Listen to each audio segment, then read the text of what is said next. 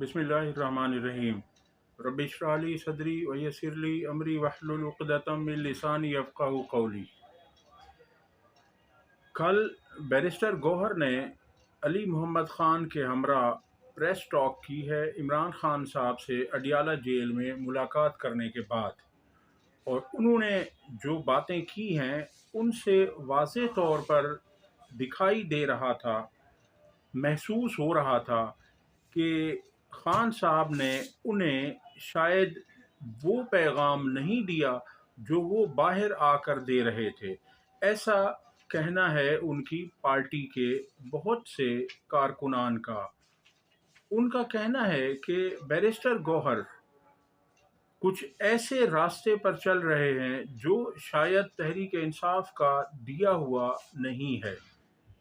उन्होंने अपने इस दलील के लिए, इसे साबित करने के लिए कुछ उन्होंने मिसालें दी, कुछ दलीलें दी जिनमें वज़न था। उनका एक कहना ये है, लोग जो इस बात पर यकीन नहीं कर रहे कि बैरिस्टर गौहर कंप्रोमाइज्ड क्यों हैं। उनका कहना यह है कि बैरिस्टर गौहर कंप्रोमाइज्ड हैं और वो पार्टी की लाइन को टो नहीं कर रहे। वो इमरान खान साहब जो उन्हें पैगाम देते हैं, जो उन्हें मैसेज देते हैं, जो उन्हें अहकामात देते हैं, वो बाहर आकर एज इट इज़ बयान नहीं करते, बल्कि उसमें कोई रद्द-बदल करते हैं या उसे शुगर कोटेड बनाकर पेश करते हैं, उन्हें मीठे मीठे अल्फाज उनमें शामिल कर देते हैं। क्योंकि इमरान खान साहब फास्ट बॉलर रहे हैं और जारहाना बैटिंग करते थे, तो इसलिए कैप्टन भी वो जारहाना थे, तो उनके जो मिजाज है उसमें जारहियत है। वो इतना शुगर कोटेड लगी लिपटी बातें वो नहीं करते। बहरहाल इन्होंने जो कहा वो आप सब ने सुन लिया, और उसमें जो इन्होंने मजम्मत की है डी चौक सानहे की, वो भी बड़े धीमे अंदाज में थी। अब जो इमरान खान साहब का ट्विटर पैगाम आया है वो मैं आपके सामने रख देता हूँ एज इट इज़, जैसा उसमें कहा गया है। इस ट्विटर पैगाम को पढ़कर, देखकर, सुनकर ऐसा महसूस होता है कि शायद ये इमरान खान साहब के अपने अल्फाज हों।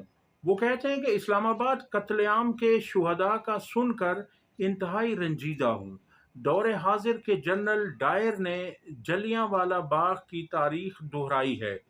इन शहीदों का खून नाहक ज़ाय नहीं जाएगा और हम इन शुहदा का केस अक़वाम मुत्तहिदा समेत हर फोरम तक लेकर जाएंगे। हकीकी आज़ादी की तहरीक इन हथकंडों से रुकने वाली नहीं है। न मैं पीछे हटूंगा, न पाकिस्तानी कौम। अगर हमने आज हार मान ली तो पाकिस्तानी कौम का कोई मुस्तकबिल नहीं होगा। पुरअमन एहतजाज हर पाकिस्तानी का बुनियादी हक है और वो पाकिस्तान में कहीं भी किया जा सकता है। 9 मई को भी हमारे 25 कारकुनान को शहीद किया गया और इस बार भी पुरअमन मुजाहिरीन को गोलियां मारकर खून की होली खेली गई और दर्जनों शहरियों को शहीद किया गया, जो कि बदतरीन डिक्टेटरशिप में भी नहीं किया गया। हमारी कॉल पर लाखों पाकिस्तानी तमाम तर रुकावटों, गिरफ्तारियों और धमकियों के बावजूद आईन पाकिस्तान और जमहूरियत की बहाली और सियासी कैदियों की रिहाई का मुतालबा लेकर इस्लामाबाद पहुंचे, लेकिन इन पुरअमन लोगों पर जुल्म के पहाड़ तोड़े गए। इस बार शेलिंग और रबर बुलेट से आगे बढ़कर स्नाइपर्स और दीगर जानलेवा असलहे से कत्लेआम किया गया, जो डेथ सर्टिफिकेट्स में भी सामने आ चुका है। दर्जनों मुजाहिरीन को शहीद और सैकड़ों को जख्मी किया गया और 6000 से जायद कारकुनान को झूठे केसेस में गिरफ्तार किया गया। मैं सुप्रीम कोर्ट से मुतालबा करता हूं कि गैर जानिबदार जुडिशल कमीशन बनाकर इस कत्लेआम की तहकीकात करवाई जाएं और कत्लेआम का हुक्म देने वाले और उसमें मुलव्वस अनासिर को सख्त तरीन सजाएं दी जाएं। मैं मुतालबा करता हूं कि शुहदा और जख्मियों के हवाले से इस्लामाबाद और रावलपिंडी के अस्पतालों का डेटा जल्द अज जल्द पब्लिक किया जाए और तमाम अस्पतालों और सेफ सिटी की CCTV फुटेज محفوظ کی جائے تاکہ 9 مئی کی طرح شواہد غائب نہ کیے جا سکیں۔ عمران خان نے مزید لکھا، میں نے اپنی پارٹی اور وزیر اعلیٰ خیبر پختونخوا کو ہدایات دی ہیں کہ شہداء کے لواحقین اور زخمیوں کی دیکھ بھال اور ان کی فلاح و بہبود کی ذمہ داری لیں۔ جو لوگ لاپتہ ہیں ان کی بازیابی کے لیے تمام توانائی خرچ کریں اور جو لوگ گرفتار ہیں ان کے کیسز کی پیروی کرنے والے وکلاء کی ٹیمز کی حوصلہ افزائی کریں۔ اسلام آباد قتل عام کے خلاف پشاور میں شہداء مارچ کا انعقاد کیا جائے اور پارلیمنٹ کا سیشن جلد از جلد بلا کر قرارداد پیش کی جائے۔ اوورسیز پاکستانی دنیا بھر میں اس قتل عام کے خلاف آواز اٹھائیں اور پاکستان میں جاری ظلم و بربریت کے حوالے سے آگاہی مہم چلائیں۔ میں اسلام آباد پہنچنے والے لاکھوں پاکستانیوں کو سلام پیش کرتا ہوں۔ علی امین، بشرا بی بی، عمر ایوب، خالد خورشید، عالیہ حمزہ، شاہد خٹک، نوجوان لیڈرز سمیت مارچ کو لیڈ کرنے والے تمام سینئرز اور جونیئر پارٹی ممبران اسمبلی اور ٹکٹ ہولڈرز کو سراہتا ہوں۔ پنجاب اور اسلام آباد میں جیسے کرفیو کا ماحول بنا کر تحریک انصاف کے کارکنان پر کریک ڈاؤن کیا گیا اور ملکی معیشت کو کھربوں روپے کا نقصان پہنچایا گیا، یہ کسی بھی مہذب معاشرے میں قابل قبول نہیں ہے۔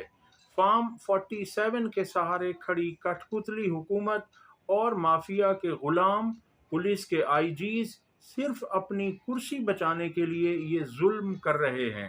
تحریک انصاف کے کارکنان متحد اور منظم ہو کر ملک پر مسلط مافیا کے خلاف اپنی حقیقی آزادی کی جدوجہد کے اگلے مرحلے کی تیاری کریں۔ دیکھیں، یہ عمران خان کا پیغام ہے۔ اب آپ نے خود سنا ہوگا کہ بیرسٹر گوہر صاحب نے جو کچھ کہا، کیا وہ اس پیغام میں تھا؟ ایسا کچھ نہیں تھا، بلکہ انہوں نے تو آج ایکسپریس کی ہیڈ لائن ہے، اس میں ایکسپریس نے لکھا ہے، بیرسٹر گوہر کے قریبی ذرائع کے حوالے سے انہوں نے خبر دی ہے اور ایکسپریس نے لکھا ہے کہ بیرسٹر گوہر نے کہا ہے کہ اسٹیبلشمنٹ کا اس میں کوئی قصور نہیں ہے، یعنی ان کی کوئی انوالومنٹ سانحہ ڈی چوک میں نہیں ہے۔ سابق corps commander Gujranwala lieutenant general retired Muhammad Aamir Qatar میں پاکستان کے سفیر نامزد کر دیے گئے ہیں۔ اب آپ دیکھ لیجئے کہ پاکستان میں کوئی بھی سول شخص اس قابل نہیں ہے کہ انہیں سفیر لگایا جائے یا انہیں ہمارے جو ادارے ہیں ان میں انہیں چیئرمین لگایا جائے۔ یہ تمام ریٹائرڈ آرمی جرنیلز ہیں جنہیں وہاں سے ریٹائر ہونے کے بعد لا کر ان سول اداروں میں بٹھا دیا جاتا ہے۔ رانا ثناءاللہ سے سوال کیا محمد مالک نے کہ کیا آپ اداروں کے ماتحت ہیں یا ادارے آپ کے ماتحت ہیں؟ اس پر رانا ثناءاللہ نے بڑا واضح جواب دیا اور ان کا کہنا یہ تھا کہ یہ تو آپ کو بھی پتہ ہے، مجھے بھی پتہ ہے، جس بات کے متعلق ابہام ہی نہ ہو اس کی کیا وضاحت کرنی کہ کون کس کے ماتحت ہے۔ وہ تو ظاہر سی بات ہے کہ یہ بوٹ پالش کرنے میں ان کا کوئی ثانی نہیں ہے، یہ ایسے بوٹ پالش کرتے ہیں، اتنا چمکاتے ہیں کہ چیری بلاسم کچھ بھی نہیں کر سکتا، یہ اس سے بھی آگے نکل چکے ہیں۔ ڈی چوک احتجاج کے بعد بشرا بی بی پہلی بار منظر عام پر، پشاور ہائی کورٹ سے 23 دسمبر تک راہداری ضمانت حاصل کر لی۔ عمران خان سے ملاقات نہ کرانے پر عمران خان کی بہنوں علیمہ خان، عظمیٰ خان، نورین خان کا عدالت سے رجوع۔ عدالت نے جیل حکام سے 2 گھنٹے میں جواب طلب کر لیا۔ اگلی خبر آپ کے سامنے رکھتے ہیں اور وہ خبر یہ ہے کہ اسلام آباد میں گاڑی کے حادثے میں رینجرز اہلکاروں کی موت، قتل کا مقدمہ عمران خان کے خلاف درج کر لیا گیا ہے، ایسا کہنا ہے پولیس حکام کا۔ اب آپ اندازہ کیجئے، آپ دیکھتے جائیے کہ کیا حکومت کر رہی ہے۔ حکومت اتنی فسادیت اور ظلم کر رہی ہے جس کی نظیر تاریخ میں کہیں نہیں ملتی۔ عمران خان پابند سلاسل ہیں تقریباً 1.5 سال سے، اور یہ ہر پرچہ، ہر F I R Imran Khan کے خلاف جاتی ہے۔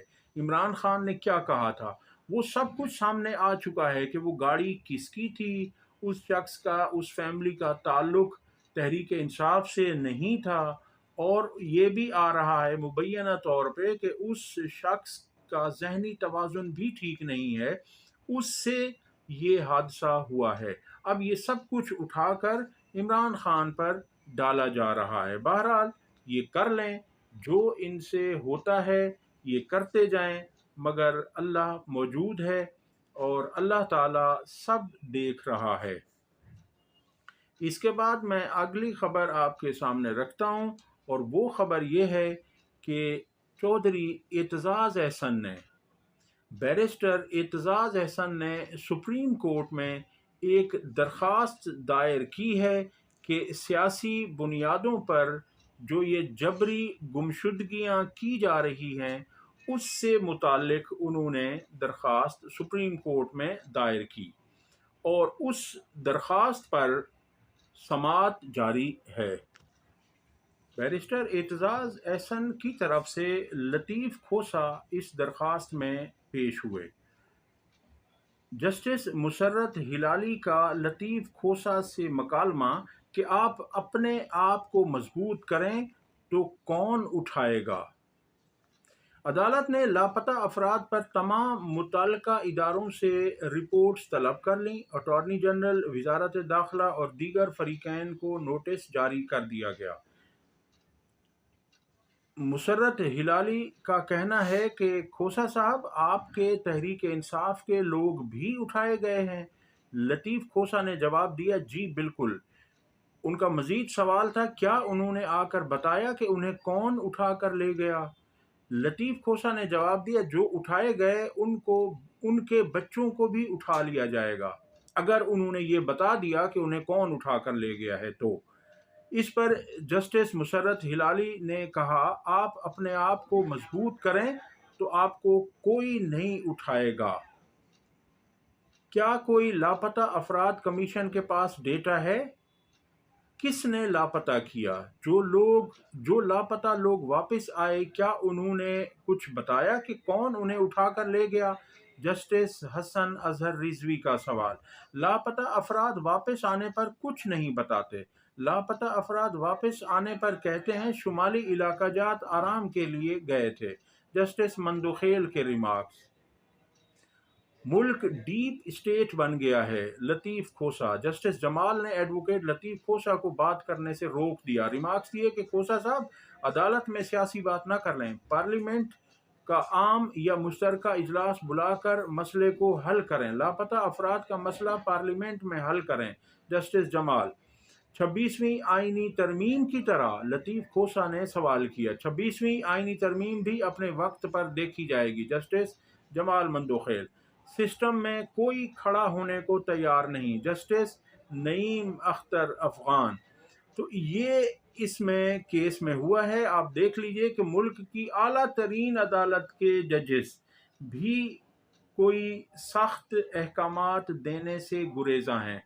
وہ بھی کہتے ہیں کہ آپ خود جا کر پارلیمنٹ میں جو کرنا ہے آپ کریں، ہم تک کوئی ایسے کیسز نہ لائیں جہاں ہمارے پر جلتے ہوں، جہاں ہم کوئی ان کے خلاف احکامات ہی نہ دے سکیں۔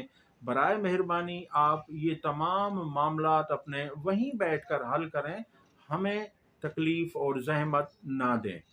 اب تک کے لیے اتنا ہی۔ اگر ویڈیو پسند آئی ہو تو لائک اور شیئر کریں، چینل کو سبسکرائب کریں۔ اللہ حافظ۔